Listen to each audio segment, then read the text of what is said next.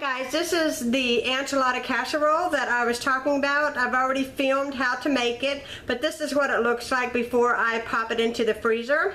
I put it in one of these aluminum pans. It makes 10 enchiladas, but we're a family of 5, so that's 2 enchiladas a piece. And then I just cover this with aluminum foil thoroughly, pop it into the freezer. The night before I know we're going to have this for dinner, I just set it in the refrigerator, and then I take it out and bake it until it's all good and hot through, and we have a yummy dinner. And you can serve this with some sour cream on the side, even some guacamole or some lettuce. We've done all of the above, and it is wonderful, satisfying, and very filling, guys. So I hope you guys enjoyed watching how I do the enchiladas. Tomorrow morning I'm going to get up and do my freezer meatballs, which already I have a video on that, and I'll link it in the description box down below. And I will also be making my stuffed peppers, and I will be putting them in a pan like this as well. So okay, so you guys know my secrets of cooking ahead. It's late, guys. It is 10:26 at night, and I'm making enchiladas, guys. All right, well, you guys have a good one, and I will be talking to you guys soon. Bye.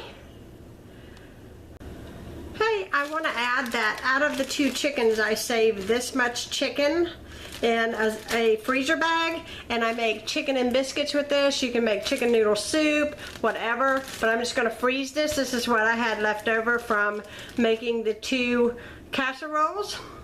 And so, yeah, and that way I get 3 meals out of 2 chickens, and I don't have to really kill myself to make the meal preparation and all that when the night comes. So that's just kind of a quick way to show you what I do. Thought I would add that.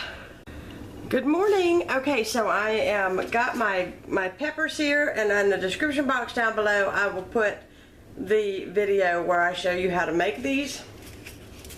I'm going to cover these really good with foil. I'm going to put these in the oven, and then when they cool after they come out, then these trays will go into the freezer for meals. Now also too, and tell you, when you use these aluminum pans, do not put the aluminum pans in the oven by themselves because they become flimsy, and when you go to pull them out when they're done, you can get burnt really easily.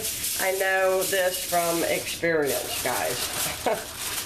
Not fun. I cooked a lasagna one time and didn't even think about it, and that's something else that you can make ahead of time and freeze, is a lasagna. I have done that several times.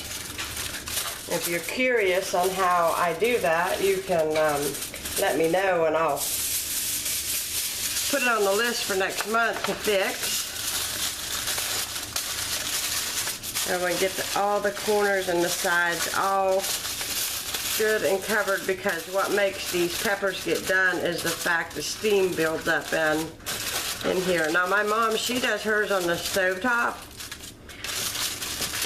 I don't think it's worth fooling with that way, so I just do it this way. I don't notice any difference, and I think this is just as easy.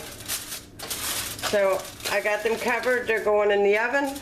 Once they come out, I let them cool pretty much completely, and then I pop these trays in the freezer. I might put another round of foil over the top before I put them in the freezer, but I'm just sharing this with y'all. This is part of my freezer prep and my meal preparation. Okay, here is my next thing that I'm going to actually freeze. My peppers are done, and so those are getting ready to go into the freezer, and these are my meatballs. And so with this pan of meatballs, I will get meatball hoagies, sweet and sour meatballs with rice, and spaghetti and meatballs. So it'll be 3 meals out of this one tray of meatballs. So I will, like I said, I will list the recipe or the videos in the description box down below, the recipes for the peppers and the freezer meatballs. So that way, if you guys want to make it, you guys can see how I make it.